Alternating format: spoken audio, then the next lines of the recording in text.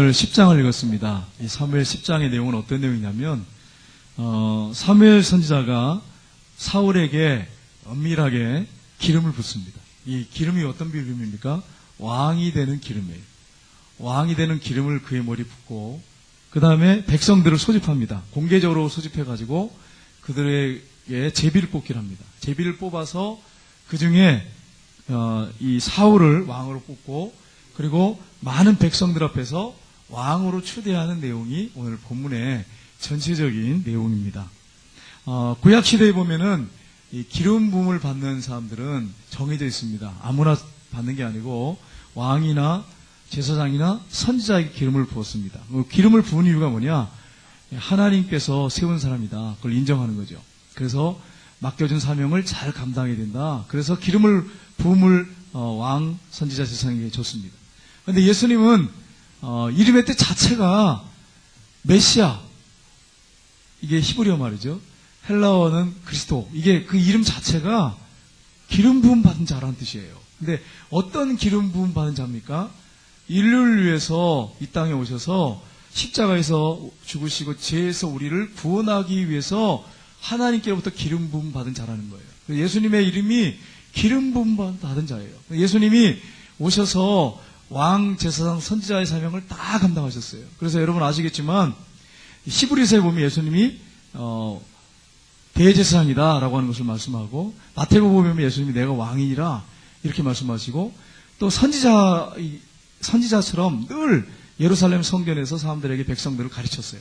누구의 권위로 이렇게 너 전하냐, 말씀을 전하냐, 제사장이 막 그랬을 때 예수님이 지혜롭게 말씀하시죠. 세례 요한의 세례가 하늘로부터냐 아니면 사람에게부터냐 이러니까 대답 못해요. 왜냐하면 종교지도자들이 백성들을 두려워하거든요. 백성들이 만약에 사람에게부터 하면은 아니거든요. 백성들은 다 그를 선자로 인정하거든요. 근데 만약에 하늘로부터다 그러면 왜 예수님 말씀을 안 따릅니까? 이렇게 하면 할 말이 없잖아요. 그러니까 우리 대답 못하겠다. 이러니까 나도 무슨 권위로 이렇게 말씀을 전하는지 대답하지 않겠다. 이러시잖아요. 그럼 무슨 말입니까? 내가 선지자다. 이런 얘기예요. 예수님은 왕, 제사장, 선지자십니다. 얼마나 지혜로우신지 몰라요. 근데 여러분 오늘 말씀해 보시면 이제 그에게 기름 부음을 하나님께 주셔서 왕으로 이제 섬기게 되는데 그런데 의문난 점이 있습니다. 뭐가 의문난 점이면 신정국가잖아요. 물론 사울이 왕으로 뽑혔지만 신정국가예요. 그러니까 하나님이 통치하시는 나라죠. 그런데 신정국가에서 제비를 뽑았습니다. 그냥 하나님께서 사울을 그냥 왕으로 임명한다. 집뽑기 하지 말고 그냥 임명하면 되는데 굳이 사람들 백성들 다 모아가지고 제비 뽑기 하는 거예요. 제비 뽑기. 왜 그렇게 하셨냐는 거예요. 그게 뭐냐? 물론 하나님이 사울을 왕으로 초대 왕으로 세우려고 작정하셨고 그의 머리에 기름을 부었지만 백성들이 인정하는 거죠. 그러니까 하나님께서 백성들을 다 모아가지고 공개적으로 공개석상에서 제비 뽑기 해가지고 하나님께서 그를 인정하고 백성들도 인정해야 된다 하는 것으로 그런 뜻으로 제비 뽑기를 하셨어요. 그리고 제비 뽑기는 뭐가 좋냐면 잠언서에 보면 아시겠지만 공평하게 하는 거예요. 그러니까 사람들이 억울하다. 내가 왕이 돼야 되는데 왜 저 사람이 되느냐 이렇게 말을 못하게 만드는 거예요. 입을 막는 거죠. 공평하게 하는 거예요. 그리고 어떻습니까? 공정하게 제비 뽑기만 하면 뒤에서 다른 말을 할 수가 없어요. 그래서 우리 총회에는요, 과거에는 이 제비 뽑기를 하지 않고 이게 이렇게 제비 뽑기를 이렇게 하는 게 아니라 이제 뭘 뽑기 제비 뽑기를 하지만 이제 사람들을 딱 이렇게 해가지고 제비를 뽑으니까 돈이 이렇게 왔다 갔다 해서 비리가 많았어요. 근데 이제 얼마 전부터 해가지고 이 공으로 이렇게 뽑기로 했거든요. 색깔을 뽑아가지고. 그러니까 진짜 문제가 없었어요. 돈을 뇌물 주고 이런 게 없었거든요. 이게 계속돼야 되는데 요즘에 좀 안타까운 일들이 좀 있어요. 그래서 여러분이 기도하셔야 됩니다. 공정하게 그래야 돼요. 나중에 할 말이 없어요. 물론 그렇게 해도요. 제비가 문제가 아니라 뽑힌 사람이 바르게 해야죠. 제비 뽑기는 문제가 하나도 없는 거예요. 근데 문제가 뭐냐면 된 사람이 문제를 일으키니까 제비 뽑기 이제 처리하고 다시 옛날처럼 돌아가자 이렇게 주장하거든요. 제비 뽑기는 문제가 없어요. 그럼 뭐가 문제냐? 그 사람이 문제, 된 사람이 문제거든요. 그 사람을 문제가 삼아야죠. 그걸 바르게 세워야죠. 이게 중요한데 이제 좀 안 좋은 일들이 있습니다. 그래서 여러분이 이 제비 뽑기 해가지고 공정하게 또 뇌물이 오고 하지 않고 뽑힐 수 있도록 그렇게 여러분 기도하셔야 됩니다. 제비 뽑아서 이제 뽑히게 됩니다. 왕을 뽑히게 되고 그가 왕으로 사명을 감당하게 되는데 오늘 본문을 자세히 보시면 어떻게 나눠야 되냐면 1절부터 8절에 보시면 사울에게 그가 왕이 될 세 가지 징조를 보여줍니다. 이 사무엘 선자가 네가 왕이 될 건데 네가 마음의 확신을 가져야 되는데 세 가지 징조가 있을 것이다. 그렇게 말씀하고 있고요. 그 다음에 9절부터 16절에 보면 사울에게 하나님의 영이 임해서 그가 예언을 막 하는 그런 내용이 나오고 17절에서 27절에 보면 사울이 제비를 뽑혀가지고 왕으로 선출돼서 드디어 이제 백성들 앞에서 왕으로 선포되는 그런 내용이 기록이 되어 있습니다. 이 모든 것들은 다 하나님의 섭리 가운데 이루어졌지 그냥 이루어진 게 아니었다고 하는 것입니다. 그렇다고 한다면 이 사울이 이제 왕이 돼서 섬기게 됐는데 하나님께서 오늘날 쓰시는데 사람을 쓰시는데 어떤 사람을 쓰시느냐 어떤 사람이 하나님의 손에 붙잡혀 쓰임받느냐 하는 것을 이 사울을 통해서 살펴보긴 합니다.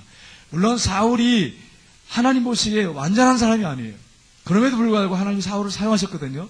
그러면 오늘날 하나님께서는 어떤 사람을 쓰시느냐 하는 것을 우리가 사울을 보면서 한번 살펴봤으면 좋겠습니다. 첫 번째로 하나님이 함께하는 사람을 하나님이 쓰십니다. 1절부터 8절까지 내용인데 한번 10장 1절 말씀을 한번 보겠습니다. 1절 말씀을 같이 한번 읽어보겠습니다. 이에 사무엘이 기름병을 가져다가 사울의 머리에 붓고 입을 맞추며 이르되 여호와께서 내게 기름을 부으사 그의 기업의 지도자로 삼지 아니하셨느냐. 여기서 보면 어떤 내용이 나옵니까? 사무엘이 기름병을 가져다가 사울의 머리에 부었습니다. 이거는 이제 하나님이 당신을 왕으로 임명합니다. 그런 의미로 왕의 사명을 감당하게 됩니다. 기름병을 붓거든요. 근데 그 다음에 뭐가 나옵니까? 머리에 붓고 뭘 맞췄습니까? 입을 맞췄다고 하는 거예요. 이건 뭘 얘기하냐면 왕 앞에서 입을 맞추거든요. 여러분 시편 2편에 보면 어떤 내용이 나오냐면 메시아이신 예수님께 입을 맞춰야 된다. 모든 왕들, 모든 사람들은 입을 맞춰야 된다. 그런 내용이 나와요. 물론 가룟 유다는 입을 맞춰서 팔았지만은 존경의 표시도 있고요. 또 왕에게 왕으로 대우하는 것을 의미하는 것이 바로 입 맞춤입니다. 입을 맞추면서 내가 이제 하나님이 당신을 세운 것을 인정합니다. 그래서 그에게 입을 맞추는 것을 보게 됩니다. 그런데 여러분 보십시오. 그가 이제 사무엘 선자가 예언을 해야 합니다. 세 가지를 예언해 주는데 어떤 예언을 해주고 있습니까? 세 가지. 오늘날 이 세 가지 예언이 그대로 이루어질 건데 이 예언이 이루어진 걸 보면 당신을 하나님 왕으로 세웠다는 것을 확실하게 믿고 그리고 앞으로 왕이 돼서 나라를 잘 섬기십시오 라고 하는 의미로 세 가지를 예언합니다. 첫째가 뭐냐면 라헬의 묘 곁에서 두 사람을 만나게 될 텐데 그들이 암나기들을 찾았다고 가르쳐 줄 것입니다. 이렇게 예언을 했어요. 그리고 두 번째는 뭡니까?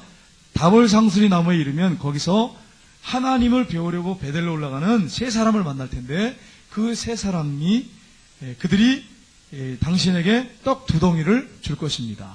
세 번째는 뭡니까? 하나님의 산에 이르니 이를 때에 선지자의 무리를 만나게 될 텐데 바로 당신도 하나님의 영이 크게 임해가지고 당신도 그들과 함께 예언하고 변하여 새 사람이 될 것입니다. 이 세 가지를 예언합니다. 여러분 하나님 말씀 자체는 예언입니다. 여러분 이것을 꼭 기억하십시오. 왜 하나님 말씀이 성경이 예언입니까? 이 성경을 왜 예언서라고 합니까, 여러분? 네? 이걸 성경을 왜 예언서라고 합니까? 하나님 말씀이 역사적인 사실이고 그대로 성취되기 때문에 예언서라고 하는 거예요. 그럼 설교는 뭡니까? 설교도 예언이에요. 하나님 말씀을 전할 때 하나님께서 이렇게 말씀하셨습니다. 하나님께서 이렇게 말씀하셨는데 이 말씀대로 살면 이렇게 됩니다. 이 예언이잖아요. 그대로 되니까. 왜냐면 하나님 말씀 그대로 성취되니까. 그래서 설교는 뭐냐면 예언이에요. 근데 여기서 말한 세 가지 예언은 뭐냐면 이 개인적인 예언, 이건 객관적인 모든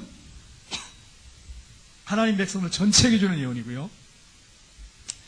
이 사울 왕에게 사무엘 선자가 한 예언은 뭐냐면 주관적이죠. 이건 뭐냐면 개인적인 예언이죠. 개인에게 준 예언이죠. 물론 오늘날 이 예언의 은사가 분명히 존재합니다. 근데 목사님들 중에는 인정하시는 분이 있고 인정하지 않는 분이 있습니다. 왜냐하면 사고를 많이 치니까. 예언의 은사를 받은 사람들이 사고를 많이 쳐요. 사실이에요. 물론 다 그런 건 아닌데 신실하신 분들을 정말 예언할 때 그 예언대로 성취되고 그분을 통해서 회복되는 분들이 상당히 많아요. 그래서 우리가 그 부분을 인정해야 됩니다. 그런데 사고 치는 사람들 때문에 예언이 전부 없다. 예언이라는 거 오늘날 더 이상 없다. 그렇게 할 필요까지 있느냐 하는 거예요. 사람이 문제지 성령이 예언의 은사를 어떤 사람에게 줘가지고 예언하게 한 것이 문제냐? 그건 아니거든요. 문제는 돈을 찾고 바라고 돈 받고 예언해 주거나 거짓 예언을 하고 사탄에게 씌워가지고 사탄에게 영향받아서 거짓 예언하는 사람, 이런 사람들 때문에 목사님들 중에 대다수가 많은 분들이 예언의 은사를 인정하지 않습니다. 예언은 성경을 예언한 말씀을 선포하는 것만 예언이지 예언의 은사는 더 이상 존재하지 않는다. 끝났다. 성경이 완성되면서 끝났다. 그렇게 주장합니다. 그러나 고린도서에 보면 여러분 아시겠지만 은사가 여러 가지라고 하면서 방언, 통역, 신유 쭉 얘기하면서 예언의 은사도 분명히 말씀하고 있습니다. 그래서 예언의 은사를 가진 사람이 새 신자가 왔을 때 그의 일을, 그의 어떤 이 앞에 있었던 일, 아니면 앞으로 일어날 일을 이야기를 하면 그 앞에 고개를 숙이고 하나님이 살아계신다 고백하지 않겠느냐, 이렇게 말씀하고 있습니다. 여기서 말하는 예언은 설교가 아니죠. 이건 분명히 예언의 은사입니다. 그래서 우리가 이 예언의 은사를 인정해야 되는데, 오늘날 그렇다고 해서 아무한테나 와서 예언을 받아야 되느냐, 그게 아니라는 거예요. 사고 치는 분이 많아요. 돈 받고 예언해 주는 사람 많고, 사단에게 영향받아서 거짓 예언해가지고 이 고리를 걸어가지고 끌고 가는 사람들이 너무 많아요. 예언을 하면 얼마나 시원해요. 답답하잖아요. 여러분 답답한데 누가 예언해 준다고 한번 생각해 보세요. 그분한테 가서 예언 탁 들으면 속이 시원한데, 그리고 그분이 이렇게 하라고 하면 정해주니까 얼마나 좋아. 근데 지금 우리가 어떤 문제 놓고 기도하면 응답이 바로 안 떨어지잖아요. 그러면 답답하단 말이에요. 이거 어떻게 해야 되나 막 이러니까 참 힘들어요. 내가 기도해가지고 응답받아야 되니까 참 힘든데, 예언을 받은 사람한테 가서 뭐 사단에게 씌웠든지 뭐 어떻게든지 예언을 받은 사람이 이렇게 하십시오 그러면 얼마나 시원해. 그러니까 자꾸 쫓아가는 거예요. 돈 내고 돈 뭉태 내고 예언의 은사 받고. 그러니까 이게 잘못되기 때문에 오늘날 목사님들이 예언의 은사는 더 이상 존재하지 않는다, 그렇게 분명히 말씀하십니다. 그러나 분명한 것은 예언의 은사가 존재해야 합니다. 이 세 가지가 당일날 다 이루어져요. 다 이루어져요. 여러분, 이 거짓 예언하는 사람들 보면요, 참 이상하게 예언하는 사람들 많습니다. 그래가지고 그것 때문에 가정에 파탄 나는 사람들 너무너무 많아요. 어떤 분이 막 예언하는데 그런 예언을 했다잖아요. 이 문제 때문에 왔습니다. 이렇게 하니까 기도 제목을 내놓으니까 이분이 예언 기도해 주면서 교회에 가서 교회에서 자면서 교회 사람들하고 접촉하지 말고 하나님 앞에만 기도하고 집에서 될 수 있으면 있지 말고 교회만 있어야 된다. 다른 데 가지 말고. 이런 식으로 예언을 해줬어요. 그러면 여러분, 이분은 안 믿는 남편인데 어떻게 되겠어요? 남편이 어떻게 보겠어요? 이런 경우가 있단 말이에요. 믿는 남편이라면 이해하겠죠. 우리 아내가 문제가 있어서 기도한다, 이렇게 이해하겠지만 안 믿는 남편이 어떻게 이해하겠어요?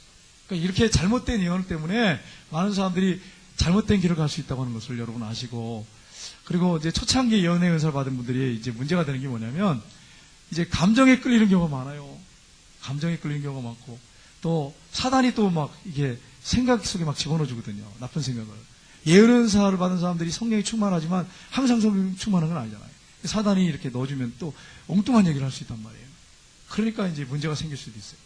그러니까 여러분, 이런 부분이 있다고 하는 걸 조심하셔야 됩니다. 그러나 예언의 은사 받은 사람들이 정말 성령이 충만해서 바르게 예언을 해준다면 많은 성도들에게 영적인 큰 유익이 있다고 하는 것을 우리가 인정해야 됩니다. 그래서 이제 오늘 말씀을 보시면 이제 사울이 이제 그 이야기를 듣고 예언의 말씀을 듣고 갑니다. 가는데 세 가지 예언이 당일날 그대로 다 이루어져요. 그러면 이 세 가지 예언이 우리에게 주는 영적 의미가 뭐냐 하는 것입니다. 첫 번째 예언이 뭐였습니까? 라헬의 묘실 곁에서 두 사람을 만나게 될 텐데 그들이 암나귀를 찾았다고 가르쳐 줄 것이다. 여러분, 지금 사울이 왜 이렇게 돌아다니면서 막 헤매다가 사무엘 선지자를 만나서 기름 부음을 받고 그리고 지금 고향으로 돌아갑니까? 집으로 돌아갑니까? 암나귀들을 잃어버렸기 때문이에요. 이제 그 소식, 찾았다고 하는 소식을 전해준다는 거예요. 여기서 우리에게 뭘 보여줍니까? 인간의 걸음을 하나님께서 인도하신다는 사실을 보여줘요. 암나귀들을 잊어버렸기 때문에 사무엘 선지자에게 왔어요. 사무엘 선지자가 누군지도 몰랐어, 사울은요. 그런데 암나귀 잊어버렸기 때문에 찾다가 나중에 찾으려고 선지자를 찾다가 보니까 사무엘 선지자를 만나가지고 예언을 받고 기름 부음을 받고 그런 역사가 있었어요. 우리의 발걸음은 우리에게 있지 않고 누구에게 있습니까? 하나님께 있다고 하는 거예요. 우리가 막 뭘 하고 노력하고 계획하고 한다고 해서 그대로 이루어지면 얼마나 좋겠어요. 얼마나 좋겠어요. 그럼 여기서 성공 안 할 분 어디 있어요? 다 성공하지. 여러분, 여기 성공하는 분 어디 있어요? 여러분 계획대로 다 되면 다 성공하지 실패할 사람이 어디 있어요? 그렇지 않습니까? 여러분 생각해 보세요. 여러분이 마음 먹는 거 다 된다면 얼마나 좋겠어요? 그대로 안 되지 않습니까? 사람의 걸음은, 길은 사람이 계획을 세울지 몰라도 그 걸음을 인도하시는 분 누굽니까? 하나님이시라는 사실이에요. 그럼 우리가 하나님의 주권 인정하고 뭘 해야 됩니까? 하나님 앞에 기도하는 생활을 해야 돼요. 말씀 붙잡고 사는 생활을 해야 돼요. 왜요? 내 걸음대로 살 수 있는 게 아니니까. 하나님이 나를 인도하시니까. 놀라운 것은 하나님 뜻대로 살면 때로는요, 하나님께서 내가 원하지 않은 걸음인데 축복의 자리로 인도한단 말이에요. 사울처럼. 사울이 그거 뜻했습니까? 자기가 왕 되고 꿈이라 생각했습니까? 사울이 성경에 나는 왕이 된 꿈을 꿨다고. 그러면서 참 내가 좋은 꿈을 꿨는데 이제 아무래도 조만간에 내가 왕이 될 거라고 그랬습니까? 그런 것도 없어요. 그리고 또 사울이 아니면 나는 꿈, 대통령, 이런 거 딱 붙여가지고 자기 책상에 붙여놓고 날마다 나는 왕이 될 거야. 그러면서 기도했습니까? 그런 게 한 번도 없어요. 자기가 왕 될 것 전혀 생각하지 않은 사람이에요. 전혀 관심도 없었어요. 근데 이상하게 하나님이 나귀 잃어버리게 해가지고 거기에 찾아가지고 가니까 왕이 될 거라 그러면서 기름 부음 먹고. 이게 뭐예요? 사람의 계획이 아니에요. 이건 하나님의 계획이에요. 하나님이 그를 이끌어서 그렇게 만드신 거예요. 그러니까 여러분, 계획대로 우리가 다 되는 게 아니라고 하는 거예요. 계획 세우지 말라 그런 말 아니에요. 오해하지 마세요. 계획대로 되면 얼마나 좋겠어요? 계획대로 되는 게 아니라. 기도하는 가운데 하나님의 인도를 받으면서 때로는 계획에 빗나가게 인도하실 수도 있어요. 내 계획에 완전히 반대로 데려갈 수 있어요. 그럼에도 불구하고 하나님의 주권과 섭리를 믿어야 된다는 사실이에요. 그리고 순종하면 나가야 된다는 거예요. 두 번째는 뭡니까? 다볼 상수리 나무에 이르면 거기서 하나님을 배우려고 베델로 올라가는 세 사람을 만나리니 그들이 떡덩이를 2개를 너에게 줄 것이다. 이게 무슨 말입니까? 영적 의미가 뭡니까? 우리 인생의 삶 속에서 의식주 문제를 하나님이 책임져 주신다고 하는 거예요. 여러분, 그들이 지금 막 돌아다니면서 얼마나 배고팠겠어요. 먹을 게 다 떨어졌죠. 3일 동안인가 돌아다니면서 찾았으니까. 하나님이 아시잖아요. 그러니까 사람들을 만날 텐데 그들이 너희에게 떡덩이를 줄 것이다. 이렇게 얘기하잖아요. 오늘날 우리의 인생길에서 누가 우리의 의식주를 책임져 주십니까? 하나님이 책임져 주신다는 거예요. 이걸 영적인 의미로 우리에게 분명하게 말씀하고 있어요. 지금 이 두 사람은 배고파 했어요. 그런데 하나님이 만나서 떡덩이를 주도록 하셨어요. 여러분, 우리가 직장이 우리를 먹여 살리는 겁니까? 물론 맞습니다. 일반적인 세상 사람들의 생각으로는 직장이 우리를 먹여 살리는 건 맞아요. 일반적인 건 생각이에요. 하나님의 사람이 생각할 건 아니에요. 일반 세상 사람들이 생각하는 그 수준이에요. 직장이라면 그럼 우리 뭐 먹고 살 게 없습니까? 못 먹고 살고 굶어 죽습니까? 아니라고 하는 사실이에요. 하나님이 우리의 삶을 책임져 주신다는 사실이에요. 근데 어떠냐면 세상 사람들의 기준 가치를 가지고 직장을 잃어버리면 마치 우리 가족이 다 굶어 죽는 것처럼 목을 걸어요. 그러니까 타협을 하는 거죠. 따라가는 거죠. 따라다니면서 혹시 직장 잃을까봐 예수 믿는 거 숨기고 그러면서 스파이처럼. 그리고 직장 생활하는 사람 얼마나 많습니까? 왜냐하면 직장이 날 먹고 살린다고 생각하니까 그래요. 그건 세상 사람들이 생각하는 거예요. 하나님의 사람은 그걸 뛰어넘어야죠. 내가 하나님의 나라와 의를 구하고 하나님의 손에 붙잡혀서 영적인 걸 사모하고 주님의 손에 붙잡혀 살면 책임져 주신다고 하는 것을, 하나님이 책임져 주신다고 하는 것을 믿어야 되는 거예요. 근데 이게 얼마나 크리스찬들이 믿느냔 말이에요. 사실 그렇지 않습니까? 현실에 딱 부딪히면 잘 안 믿지 않았습니까? 세 번째 징조가 뭡니까? 하나님의 산에 이르리니 이를 때에 선자의 무리를 만나게 될 텐데 내게도 하나님의 영이 크게 임하리니 너도 그들과 함께 예언하고 변하여 새 사람이 되리라. 뭘 말씀합니까? 네가 왕이 되지만 왕이 그냥 인간의 힘으로 하는 게 아니라 성령의 인도를 받아야 된다. 성령을 받고 성령의 역사로 주신 은사로 감당해야 된다 하는 것을 보여주는 말씀이에요. 우리 7절 말씀 보겠습니다. 한번 같이 읽어보겠습니다. 7절 말씀. 이 징조가 내게 임하거든 너는 기회를 따라 행하라. 하나님이 너와 함께 하시느니라. 지금 누구와 함께 하신다고요? 하나님이 함께 하신다. 여러분, 하나님이 여러분의 삶 속에 함께 하시는 거 믿으십니까? 한 주간 동안 살면서 하나님이 나의 삶 속에 함께 하심을 확실하게 믿으시기를 주님의 이름으로 축복합니다. 근데 이제 문제가 뭡니까? 하나님이 눈에 안 보이잖아요. 하나님이 눈에 안 보이잖아요. 그러니까 하나님의 눈에 안 보이니까 적당히 살잖아요. 그리고 그냥 감정대로 살고 내 경험대로 살고 내 상식대로 살고 내가 원하는 욕망대로 살고 내가 주인이잖아요. 하나님이 안 보이니까. 하나님이 함께 하시는데. 근데 가만히 여러분 기도하시면서 보세요. 기도하시면서 여러분 삶을 한번 가만히 살펴보세요. 놀라운 것은 하나님이 나와 함께 하시는구나 하는 것을 얼마든지 찾을 수 있다고 하는 사실이에요. 기도하는 것에 찾을 수도 있고요. 또 기도하면서 오늘 하루 일정을 놓고 기도하고 나갈 때 하나님이 도와주시는 걸 경험할 수도 있고요. 절망적인 상황인데 하나님 앞에 엎드려 기도하면 하나님이 받으시고 그 절망을 바꾸시는 경우도 있고요. 또 이제 끝났구나 생각하는데 하나님이 소망을 주시고 다시 살리시는 경우도 있고요. 그런 것들이 삶 속에 너무 많이 일어나요. 자세히 주의 있게 살펴보면 하나님이 나와 함께 하신다고 하는 것을 우리는 얼마든지 찾을 수 있어요. 저도 이제 이것 때문에 고민을 해봤잖아요. 정말 실제예요. 하나님이 나와 함께 하십니다. 근데 문제는 뭐냐? 육의 욕망이 너무 강해요. 육의 욕망이. 이 육신의 욕망이 너무너무 강해요.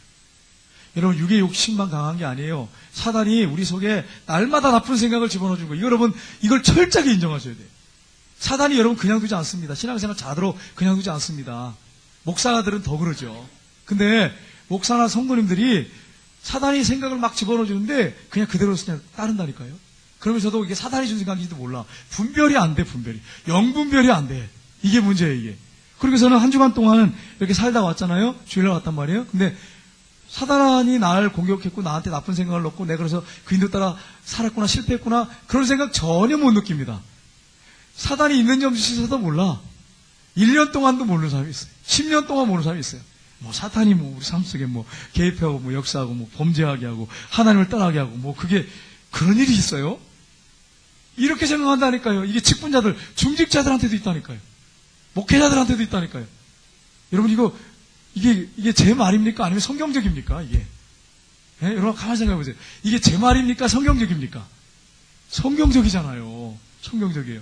성경에 보면 가룟 유다에게 사단이 생각을 막 집어넣어 준다잖아요. 근데 여러분 제가 희한한 게 있어요. 말씀을 준비하려고 딱 앉잖아요. 말씀을 준비하려고, 설교를 준비하려고 딱 앉으면 희한해요. 희한해. 막 이상한 생각이 막 들어와요. 이상한 생각도 들어오고, 왜 이게 뭐 힘들고요. 막 어떨 때는요, 이게 설교 준비 또 해야 되나? 막 이런 생각도 막 들어오고요. 막 힘드는 거야. 그리고 이거 설교 또 가서 죽 쓰는 거 아니야? 또 준비해가지고 별의별 생각을 다 집어넣어줘. 이게 누가 넣어주는 생각일까요? 사단이 생각. 그러면 이제 시간 금방금방 갑니다. 그리고 보면은 막 얼마나 시간이 빨리 가는지 몰라. 그리고 또 어떤 순간 이상하게 어떤 일들이 자꾸 이렇게 생기게 하고 전화도 오게 하고 막 갑자기 만나자 그러기도 하고 이게 여러분 이게 정상적인 거냔 말이에요. 이게 사단의 역사가 아니라고 말할 수 있겠냔 말이에요. 물론 뭐 다 100% 사탄의 역사다 그렇게 해가지고 밀어버리면 그것도 잘못입니다. 틀림없이 그건 잘못이에요. 그러나 분명히 사탄의 역사하고 있다는 사실이에요. 여러분 그걸 아셔야 돼요. 여러분 삶 속에 예를 들어서 이제 새벽 기도를 가야 되는데 새벽 기도 하는데 누워가지고 이제 종이 막 울렸어요. 분명히 눈을 떴어. 에이 오늘 하루만 빠지자. 누가 넣어준 생각이에요? 예? 누가 넣어준 생각이에요? 여러분 생각해보세요. 물론 육신이 약해서 그럴 때도 있어요. 너무 피곤해가지고 너무 피곤해가지고 몸이 하루 종일 일을 했어. 그래서 너무 피곤해서 지쳐가지고 자요. 그럴 때 인간인데 그럴 때가 있죠. 근데 주중에 보면 10은 잤어. 분명히 9시에 잤어. 10시에 잤어. 근데 새벽에 딱 눈을 뜨려고 하는데 분명히 울려가지고 눈을 떴거든요. 근데 내려가자. 누가 넣어준 생각이에요 그게? 예? 사단이 분명히 잤어요. 충분히 잤단 말이에요. 사단이 줘서 생각이에요. 사단이 줘서 생각. 그것 때문에 뭘 잃어버리고 그런 건 아니에요. 근데 문제는 뭐냐? 여러분 기억하세요. 그분 삶이 걱정돼요. 앞으로. 가정이 걱정이 되는 거예요. 이게 문제가 되는 거죠. 이게. 여러분 몸이 아파가지고 그러신 분들 이해갑니다. 몸이 너무 아파가지고 막 그래가지고 그러면 사람이니까 인간이기 때문에 그럴 수 있어요. 근데 건강해. 신체도 건강해. 잠도 실컷 잤어. 음식도 잘 먹고 있어. 보약까지 먹어. 그런데 새벽 기도를 못 나와. 매일 밀어. 내일 가자. 모레 가자. 한 주간 빠지고 특별 새끼도 한번 가자. 이게 누가 넣어준 생각이에요? 이거 여러분 한번 생각해보세요. 이게 정상적인 생각인가? 사단이 주는 생각입니다. 여러분 거기에 미혹돼가지고 넘어져가지고 맨날 자지 마세요. 아주 그냥 날마다 자. 날마다 그냥. 여러분 하나님 부르시면 날마다 주무세요. 그때 가면 성경에 잠이라고 그랬잖아요. 날마다 그때 주무시면 돼.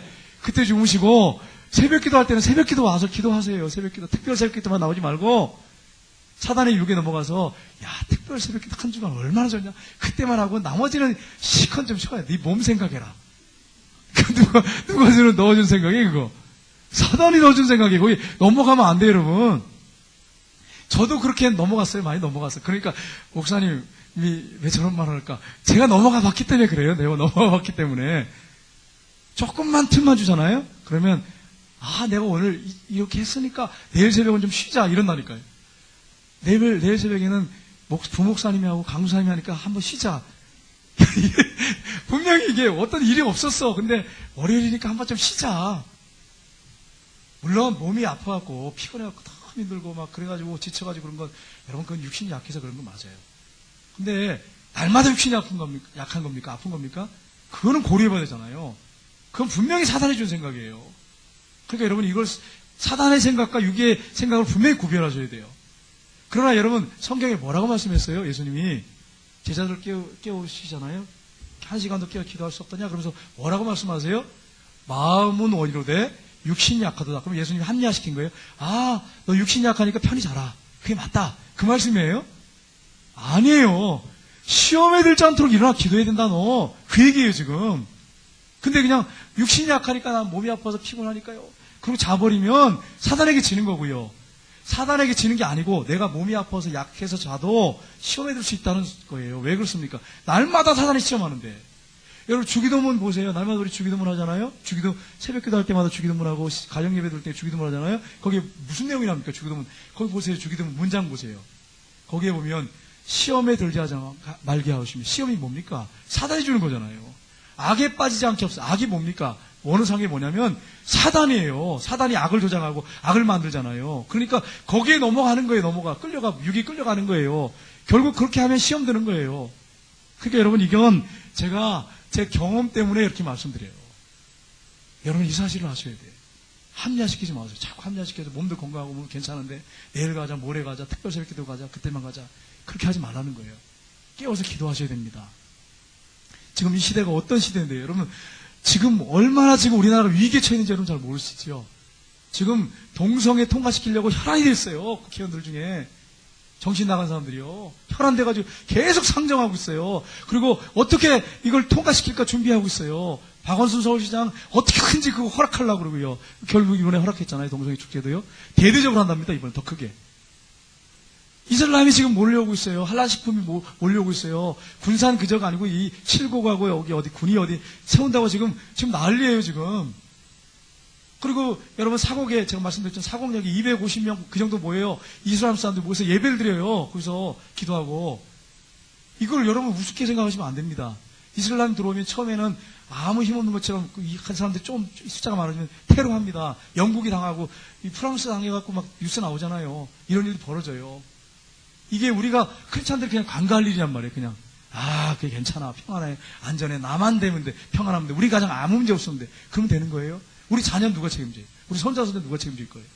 우리가 책임져야 되잖아요. 우리가 깨어있는 사람이 책임져야 되잖아요. 안 믿는 사람들이 전혀 관심 없습니다. 나만 잘 먹고 잘 살면 돼. 우리 가정만 잘 먹고 잘 살면 되는 거예요. 크리스찬들이 깨어야 되는, 크리스찬들이 정신 차려야 돼요. 그래서 저도 마찬가지. 저를 질타하고 싶고 한국교회 목회자들 정신 차려야 돼요. 장로님들, 권사님들 정신 차리셔야 돼요. 같이 기도하셔야 돼요. 같이 기도하고 깨어 있어야 돼요. 저도 부족한 게 너무 많은 사람이에요. 그러나 정신 차리고 깨어야 돼요. 저도 깨어야 되고 여러분도 깨어야 돼요. 깨어가지고 영적 전쟁하셔야 돼요. 우리는 지금 영적 전쟁터에 있습니다. 훈련장에 있습니다. 이걸 잃어버리면 안 돼요.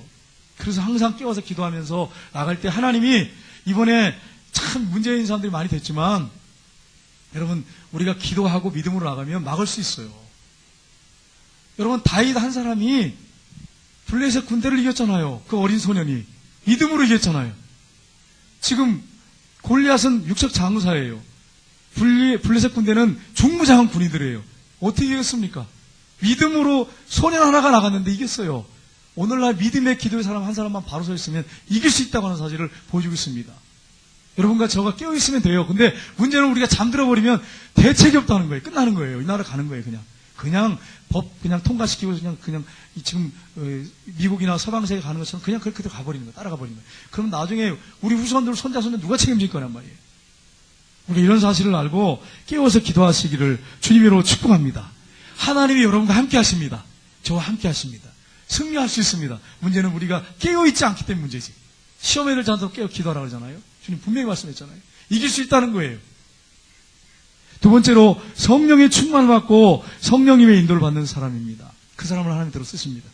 사무엘 선지자가 사울에게 예언해 줄 때 세 번째가 뭡니까? 세 번째가 하나님의 산에 이르리니 그곳에서 선지자의 무리가 산당에서 이렇게 올 건데, 선지자의 무리가 내가 그때에 내려오는 것을 볼 때에 그들을 만났을 때 6절에 보시면 이렇게 되어 있습니다. 한번 같이 보겠습니다. 6절에 내게는 여호와의 영이 크게 임하리니 너도 그들과 함께 예언을 하고 변하여 새 사람이 되리라. 지금 뭘 말씀하고 있습니까? 하나님의 영, 뭡니까? 하나님의 영. 성령 충만이란 말이에요. 성령이 크게 임한단 말은 성령 충만을 받는다는 거예요. 그래가지고 내가 뭐 한다고요?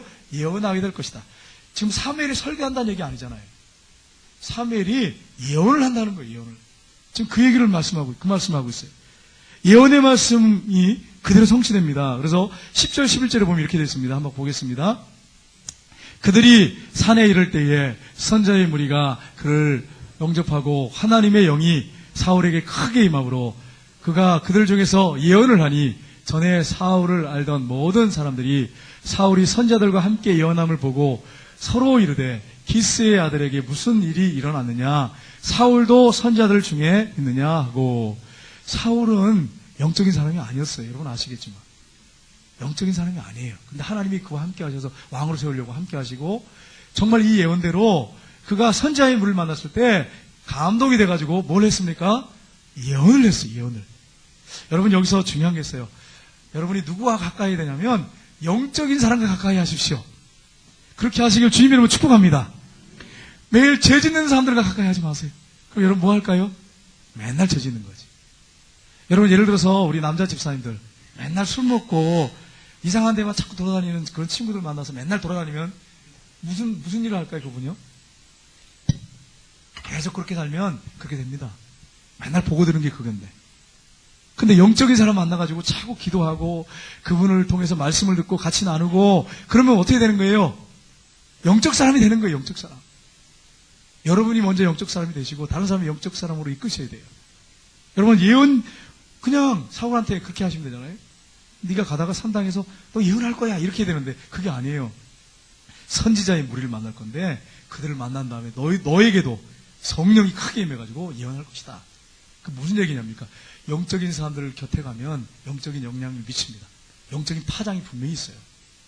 그래서 여러분이 믿음의 사람들하고 고지하기를 즐겨하셔야 돼요. 악인들하고 멀리하고 하나님을 대적하는 사람들, 육의 욕망을 따라 사는 사람들과 어울리지 말고 성령의 인도 따라 사는 사람들과 어울리십시오. 그래야 여러분이 하나님의 손에 붙잡혀 쓰임받습니다. 목사님들도요, 그런 분들 계세요. 다 그런 거 아니에요. 저는 존경합니다. 정말 눈물로 밤을 새워서 기도하시고 훌륭한 목사님들 많아요. 근데 어떤 목사님들은요, 화투 치는 목사님이 계세요. 모여가지고. 근데 제가 봤어요. 제 눈으로 확인했어 그래요. 구미적에는 없어요. 그런 분이 없어요. 혹시나 누가 될까? 아니, 목사님들 보고 화투를 쳐요. 그럼 어떻게 생각하십니까? 얼마나 은혜가 충만하니까 치면서, 그래서 돈 따고, 얼마나 좋아. 물론 뭐, 사람이니까, 어쩌다 한번 이렇게 모여가지고 그렇게 할 수 있다고 생각해요. 근데 목사님들 모여 밤에 이걸 하고 있어. 그럼 어떻게 생각하십니까? 제가 모 지역에 갔을 때 봤어요. 제 눈으로 확인했어. 정말인가? 음식을 저는 제가 친 거 아니에요. 오해하지 마세요. 저는 이게 점수가 몇 점인지 몰라요. 모르는데, 뭐 음식을 갖다 드리려고 이렇게 방을 열고 보니까 모여가지고 이걸 하고 계시는 거야. 저쪽 모 지역에서. 그래서 제가 깜짝 놀랐어요. 깜짝 놀랐어요. 구미적 목사는 이게 실제예요. 구미적 목사님들 안에. 저쪽 뭐 지역에 있어요. 서울에. 이게 진짜 그렇게 하더라고요. 근데 그거 보면서, 저는 모르니까 이걸 못 치죠. 제가 했으면 아마 그분들하고 같이 어울려 다니면 저도 어떻게 될까요? 저도 정신 못 차리고 이거 하고 모여가지고 그러고 있었을 거예요. 이거 아예 모르니까. 제가 친구들 모였잖아요. 친구들 모이면 뭐 합니까? 하도 치잖아요? 치잖아요. 밤에 밤새도록 눈이 시뻘겋더라고요, 전부 다. 근데 저는 모르니까 그냥 옆에 자는 거예요. 콕으로. 그리고 돈 땄냐 이러면서. 옛날에 제가 청년 때 그랬단 말이에요. 여러분, 그게 영적이란 말이에요. 그렇게 어울려 다니면 그렇게 맨날 모여가지고 돈 따고 돈 내기 하고 맨날 그런 거 아니에요. 먹고 마시고 맨날 그런 거 아니에요. 그러면 그렇게 되는 거예요. 그러니까 영적인 사람을 가까이 해야 돼요. 영적인 사람을. 선지자의 무리와 네가 만날 텐데 그들과 함께 네가 있게 되면 예언할 것이다 그랬죠. 예언할 것이다. 여러분 같이 모여서 기도하세요. 성령이 역사하세요. 새벽 기도 때 같이 기도하고 심야 기도 때 같이 기도하고 그러면 성령이 역사하는 거예요. 악령 역사하는 게 아니라. 여러분 그렇게 하나님께서 말씀하셨습니다. 근데 선지자 중에 있다고 그렇게 칭찬받잖아요. 사울이 선지자입니까? 아니잖아요. 근데 사울도 선지자 중에 있느냐? 사울이 선지자냐? 이게 속담이 돼가지고 나중에 또 나와요. 사울도 선지자냐? 선지자 중에 있느냐? 그래도 듣기를 좋잖아요. 선지자라니까, 그죠? 예, 술고래보다 낫잖아요, 그죠? 여러분, 하나님의 사람들은 영적인 사람들과 자꾸 어울려야 돼. 기도하는 사람들과 어울리고, 기도하고, 자꾸 그렇게 해야 돼. 그래야 하나님의 역사가 돼. 사랑방 모임에 여러분 가셔야 돼요. 가셔서 참여해서 말씀을 듣고 자꾸 나누고 그렇게 하셔야 돼. 그래 영적으로 성숙이 있어요. 근데 어떤 분을 보면은, 가면 스트레스 받죠. 옛날에는 안 그랬어요. 선장님들이, 구역장님들이 그냥 말씀 탁 펴놓고, 오늘 본문 이겁니다. 그리고 탁 말씀을 혼자 탁 전하시고, 자, 이제 기도 마치고 헌금하고 간식을 먹었어. 근데 요즘에는 안 그러잖아요? 선장님들이 탁 모이면은, 하나님이 당신의 사랑을 믿습니까? 하나님이 어떻게 당신의 삶에 역사하고 계십니까? 이러니까 스트레스 받는 거야. 이 역사를 안 하고 계시거든. 그렇게 느끼거든. 자꾸 질문하니까 그게 스트레스 받는 거예요. 그러니까, 왜 이렇게 하는지 모르겠다고. 좀 옛날처럼 했으면 좋겠다고. 근데 옛날의 방식은요, 문제점이 뭔지 아십니까? 이분의 영적 상태를 하나도 몰라. 어떻게 신앙생활하는지 하나도 몰라. 질문 안 하니까, 질문 안 해보니까, 이분이 지금 교회 생활 제대로 하고 있는, 기도 생활 제대로 하고 있는지, 성경을 제대로 읽고 있는지, 전도하고 있는지, 뭐 아무것도 몰라. 질문해 봐야 이분이 지금 어떻게 영적 신앙생활을 하고 있구나. 그렇게 알아야 순장님이 기도도 해주고 이끌어주시는 거예요. 그러니까 여러분 사랑방이 중요한 거예요. 질문을 자꾸 해야지 고민하고 말씀을 보고 자꾸 찾다 보면 자기도 이제 답을 찾아야 되잖아요. 답을 찾고 말씀을 써도 고민하고 그러다 보면 여러분이 기억할 게 있습니다. 선생님들이 왜 신앙생활 잘하는 줄 아세요? 선생님들이 교사 선생님들이 성경을 안 읽을 수가 없어. 왜냐하면 주일 되면 아이들 가르쳐야 되는데 성경 안 읽고 어떻게 서겠어요? 그러니까 평소에 아무리 바빠도 성경을 읽어야 돼. 여러분 죄송합니다. 평소에들 경건하는 교사 선생님들 계시는데 신뢰가 되지 않을까 봐 죄송합니다. 이분은 성경을 안 읽어. 근데 교사는 임명을 받았어. 근데 아이들 가르쳐야 되니까 어떻게 돼요? 읽긴 읽어야 된단 말이야. 읽고 고민해야 된단 말이야. 그걸 전하려 하면. 그러니까 신앙이 유지가 돼요. 그러니까 여러분 이 사랑방 교제가 힘들지만 자꾸 탑을 쳐서 말씀을 보려고 하고 묵상하다 보면 신앙 성숙이 되는 거예요. 근데 이거 덮어놓고 성경 다 덮어놓고 아무 생각 없이 그냥 와가지고 말씀하십시오. 간식만 먹고 가고 그게 무슨 신앙생활 성장이 있어요? 말도 안 되는 소리잖아요. 고민을 해봐야 돼.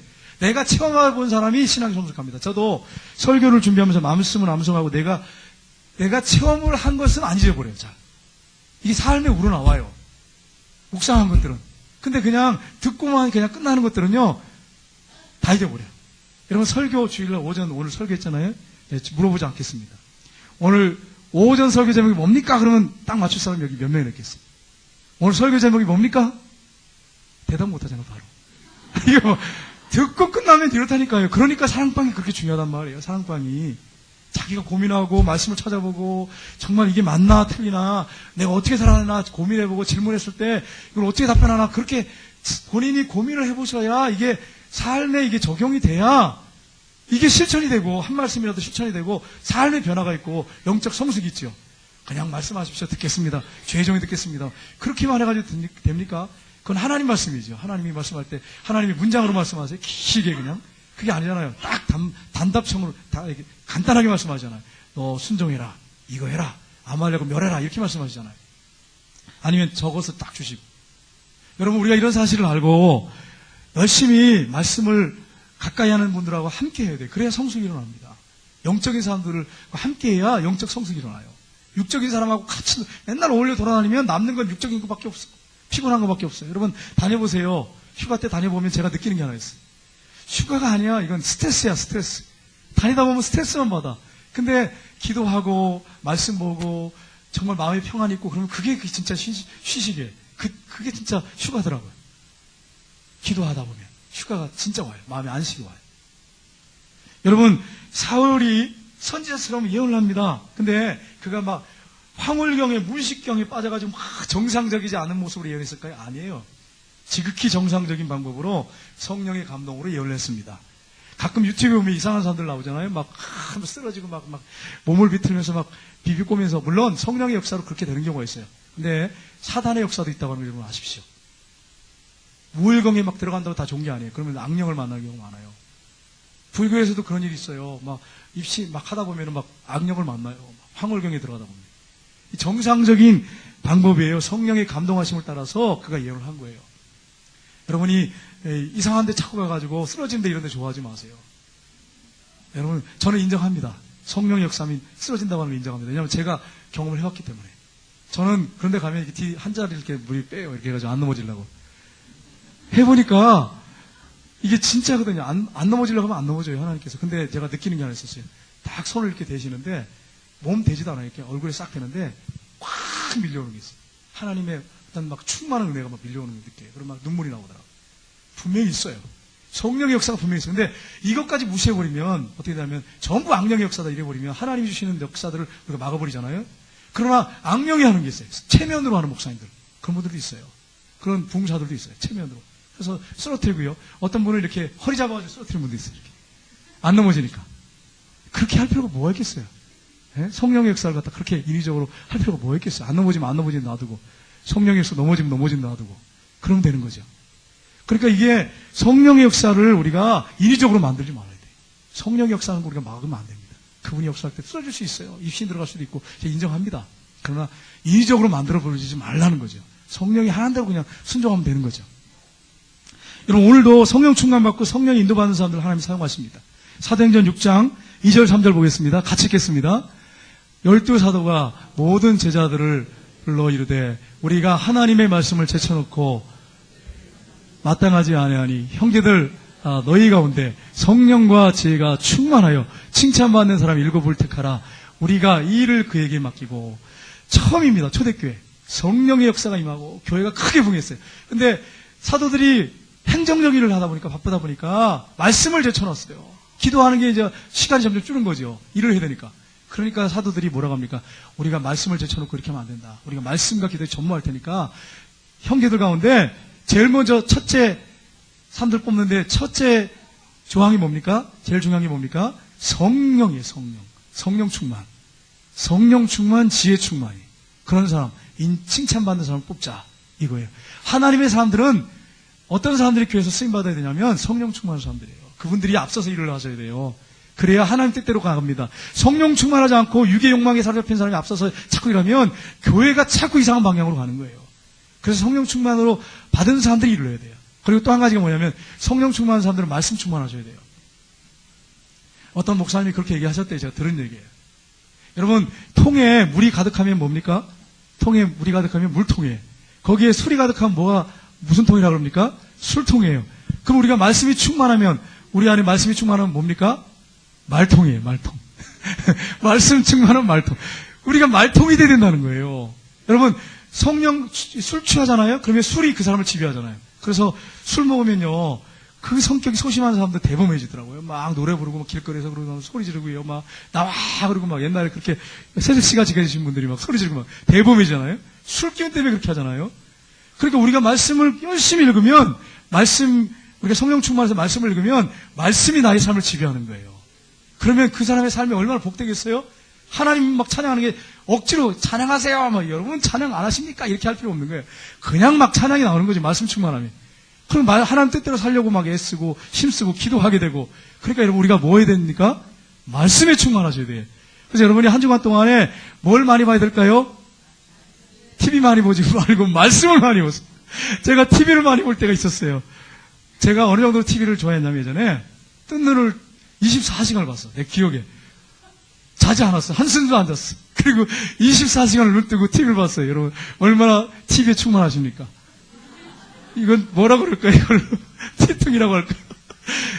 TV에 충만해 보니까 여러분 24시간 제가 해봤다니까. 부모님이 어디 가셔가지고 그때 너무 혼자 자유롭잖아요. 여유가 있잖아요. 그러니까 TV를 보기 시작했는데 계속 봐서 밤새도록. 그리고 한숨도 안 잤어요. 그 다음날 24시간을 내보니까 24시간을 봤어. 눈이 뽀글해가지고. 근데 그 다음에 이제 여러분 내 생각은 뭐가 나올까? 내 생각에서는 본 것들 나오는 거죠. 본 것들, 나쁜 것들, 쇼킹한 거, 막 충격적인 거 이런 게 나오는 거예요. 그런 사람이 하나님 그리고 엎드려서 24시간 TV 보고 엎드려서 기도하면 기도가 나올까요? 기도 안 나와요. 여러분 드라마 보고 3시간씩 4시간씩 보고 성경 보면 성경이 들어옵니까? 기도하면 기도가 나올까요? 진공 생각나는데 송중기가 어떻게 살아 돌아왔다 그러면서 어떤 분이 그러라고 송중기가 죽었는데 살아 돌아왔다. 이게 말도 안 되는 어떤 이런 일들이 있다 그러면서 그 화제거리가 그것밖에 없어. 모이면 송중기 얘기야. 송혜교 얘기고 송혜교 예쁘긴 예쁘잖아요. 남자들을 보면 송혜교 예쁘다. 그 송혜교 얘기밖에 안. 젊은 사람들 그런 얘기 안 할 거예요. TV 보면 맨날 그런 얘기잖아. 성경을 보면 성경을 무슨 얘기 할까요?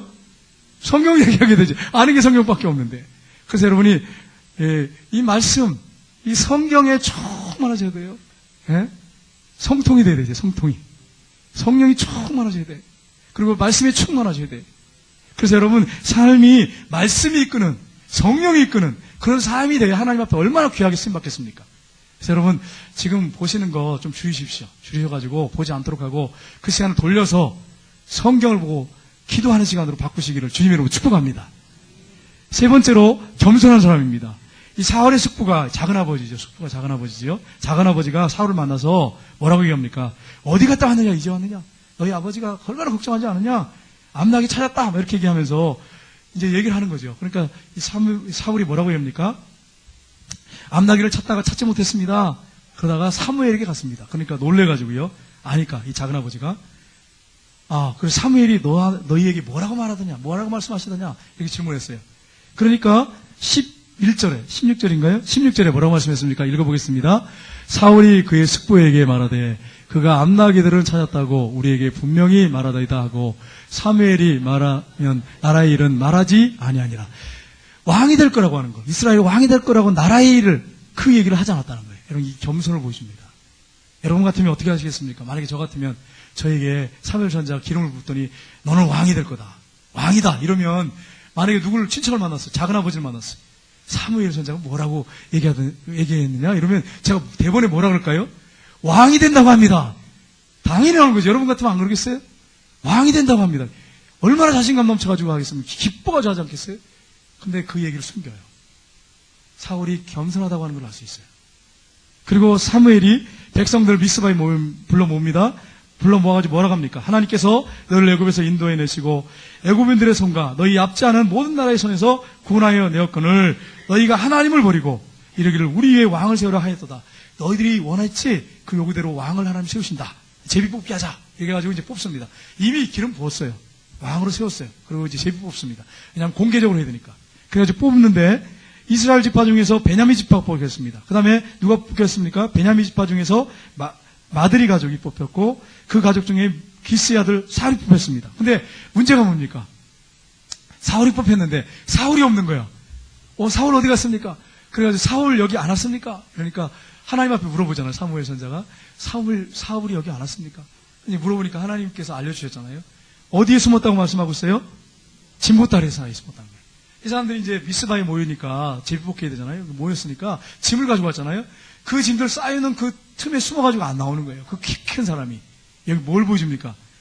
사울이 정말 처음에는 겸손한 사람이었구나. 정말 겸손한 사람이었구나. 그리고 하나님께 감동된 자들이 그를 따랐지만 제비뽑기에서 왕이 된 다음에 불량배들은요 안 따랐습니다. 이 사람이 어떻게 이런 사람이 우리를 권할 수 있느냐, 블레셋을 권할 수 있느냐, 그리고 안 따랐어요. 그런데 사울이 어떻게 했다고 말씀하고 있어요? 잠잠했더라. 여러분 같으면 어떡하겠습니까? 내가 지금 왕이 된다 너희를 그렇게 말할 수 있어요? 이 사람들 붙잡아라. 그래서 자 집어넣어버려. 이렇게 말할 수 있잖아요? 잠잠했다. 아무 말 안 했대요. 그냥 고개 숙이고 그냥 갔다는 거예요. 사울이 겸손한 모습이 쫙 나옵니다. 계속해서 나와요. 근데 왕이 됐어요? 그 다음이 문제예요. 왕이 된 다음에 하나님 말씀을 안 들어요. 교만한 사람의 특징이 말을 안 듣는다는 거예요. 말을 안 듣는 거예요. 하나님이 하신 말씀을 안 들어. 아말렉 멸해라. 안 들어. 하나님께서 제사는 제사장만 드려야 된다. 그런데 번제를 사무엘 선지자가 늦게 온다고 먼저 그냥 번제를 드려버려. 하나님 말씀을 계속 어깁니다. 교만하니까. 그 나중에 이제 보십시오. 사무엘상 15장 17절에 보시면 한번 보겠습니다. 같이 읽겠습니다. 사무엘이 이르되 왕이 스스로 작게 여길 그때에 이스라엘 지파의 머리가 되지 아니하셨나이까. 여호와께서 왕에게 기름을 부사 이스라엘의 왕을 삼으시고. 언제 하나님께서 기름을 붓다고 그랬습니까? 왕으로 세웠다고 했습니까? 스스로 작게 여길 때. 여러분 하나님의 사람들은 자기를 작게 여겨야 돼요. 예수님 때문에 우리가 큰 사람이지만 작게 여겨야 돼요. 나 같은 부족한 사람을 하나님이 쓰신다고 하는 항상 그 정신으로 사셔야 돼요.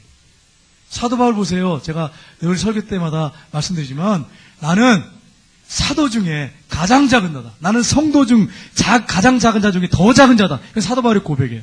나는 만삭되지 못하였다. 나는 죄인 중에 개수다. 이게 무슨 얘기입니까 지금? 나는 정말 작은 자다는 거예요. 나는 형편없는 사람. 난 사도 될 자격이 없다고 또 고백을 해요. 난 사도라 감당 이름을 들을 만한 그런 사람이 아니라고 분명히 얘기해요. 나의 나 된 것은 뭐라고요? 하나님의 은혜로 됐다고 하죠. 하나님은요, 스스로 작게 여기는 자를 들어 쓰십니다. 근데 교만해가지고 자기가 뭔가 된 것처럼 착각하면 하나님 앞에 버림받을 수 있다고 하는 사실이에요. 그래서 항상 우리가 어떻게 됩니까? 자신을 낮추고 겸손하셔야 돼요. 우리 예수님은 낙이 새끼를 타고 예루살렘 성에 입성하셨어요. 만왕의 왕이 천지를 창조하신 창조주가 낙이 새끼를 타고 걷지도 못하는 거 처음 그 사람을 태운 그 새끼를 타고 입성하셨어요. 예수님 보십시오. 항상 낮은 자리에 겸손하게 섬기셨잖아요. 그래서 우리가 해야 할 일이 뭐냐면 스스로 자기를 작게 여기고 낮은 자리로 계속 내려가셔야 돼요. 자꾸 교만한 자리로 올라가면 안 돼. 그러면 그 사람에게 성령의 역사가 사라져버려요. 하나님이 그를 들어 쓰실 수가 없어요. 그래서 여러분이 해야 할 일이 뭐냐면 나를 작은 자로 여기고 날마다 나를 낮추셔야 돼요. 그래야 하나님의 손에 붙잡혀 쓰임받습니다. 이 사실을 여러분 명심하시고 항상 나를 낮추십시오. 항상 나를 낮추세요. 그리고 정말 다른 사람을 높이고 하나님을 높이고 그렇게 하면 하나님이 그 사람을 잊지 않습니다. 예전에 아주 유명한 목사님이 계셨어요. 세계적인 목사님이. 근데 그분이 말씀을 전하면 막 역사가 막 일어나거든요. 이분이 뭐라고 하냐면 공개석상에서 내가 이렇게 사람들 갖다가 말씀을 전하니까 막 회개하고 돌아오고 막 기적이 일어나지 않냐고 내가 빠지면 안 된다고 막 이렇게 얘기를 했어요. 근데 하나님께 성령의 역사를 딱 거두으셨어요. 그다음부터 그분이 어디 가셨는지 몰라. 조용하죠. 왜 그렇게 됐어요?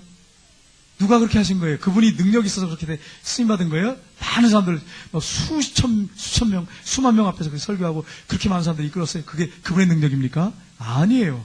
성령의 능력이에요. 하나님의 능력이에요. 착각했잖아요. 자기가 했다고. 그러니까 하나님이 성령의 능력을 싹 걷어가 버리시니까 아무것도 못하는 사람. 지금 어디 계신지도 모를 정도. 그렇게 됐다는 그런 글을 쓴 걸 어떤 목사님이 쓴 걸 봤어요. 하나님이 하시는 거예요. 교회 부흥하는 거 착각하지 마. 내가 한 거라고 착각하시면 안 돼. 큰일 납니다. 나중에. 하나님이 하시는 거예요. 성령님이 하시는 거예요. 교만해지면 이제 하나님 걷어가 버리셔요. 이게 이제 문제가 돼요.